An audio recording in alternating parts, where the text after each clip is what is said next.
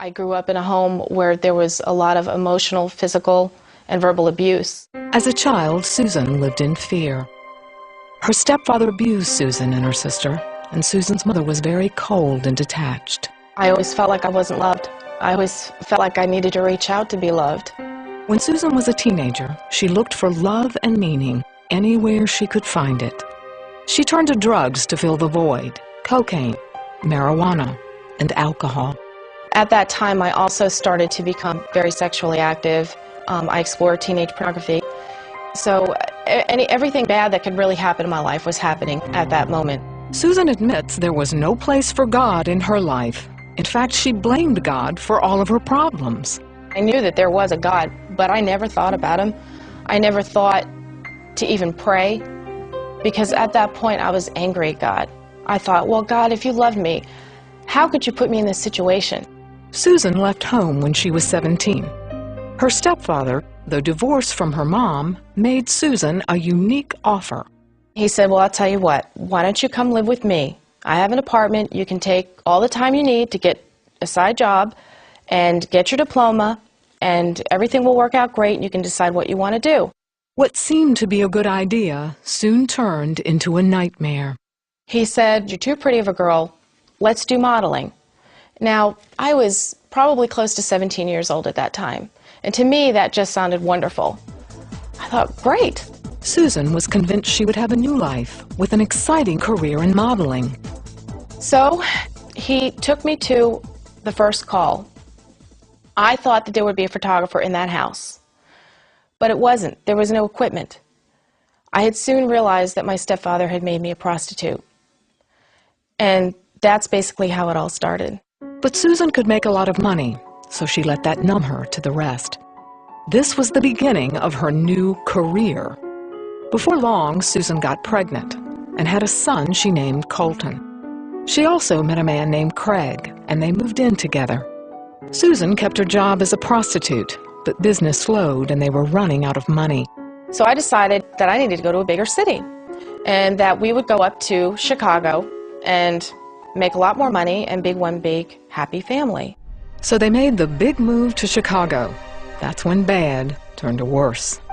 Susan was busted for prostitution and put in jail. Her son was at home with a babysitter. There was no blanket. It was just a hard bench. There was no pillow. There was no water. They did not feed me. They gave me one slice of bologna with 2 pieces of white bread. That's it. Nothing to drink. The passing hours seemed like days. All Susan could think about was Colton. I started to feel really dehydrated. I started to feel very hungry, but there was nothing that I could do about it. I felt so stripped of everything, and I started to feel like there was no hope. 24 hours turned into 2 days. 2 days turned into 3. There were many times when I would call for the guard, and she wouldn't come. These guards had no mercy at all for my situation. I was basically treated like I didn't exist. Susan was desperate. What another inmate told her didn't help. I told you, you were never going to get out of here.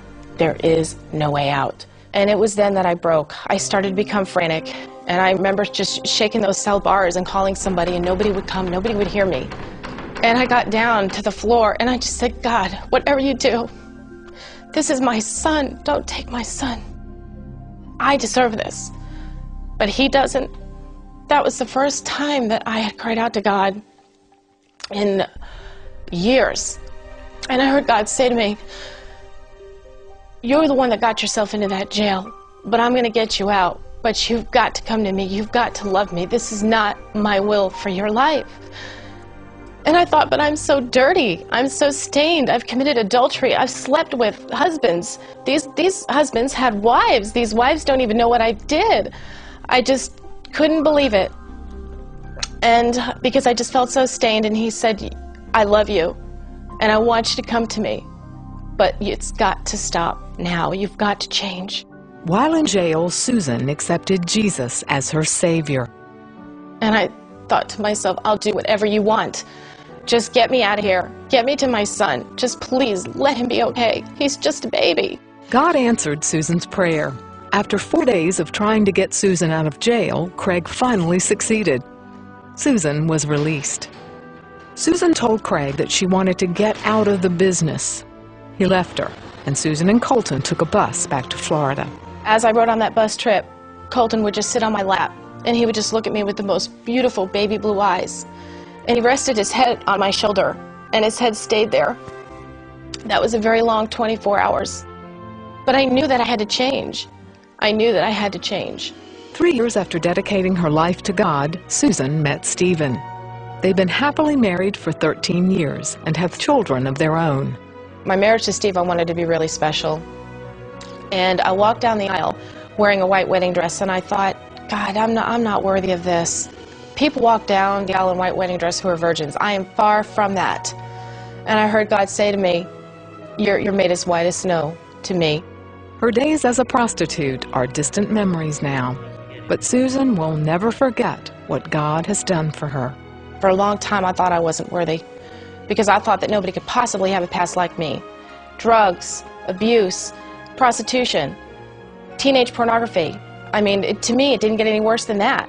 And He has forgiven me because I have such a bigger sense of peace now that I cannot even describe.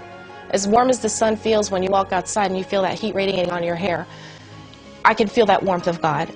No matter how much abuse you've had in your childhood, no matter how unloved you may feel, God is the only Father you will ever need, and He can get you through every storm.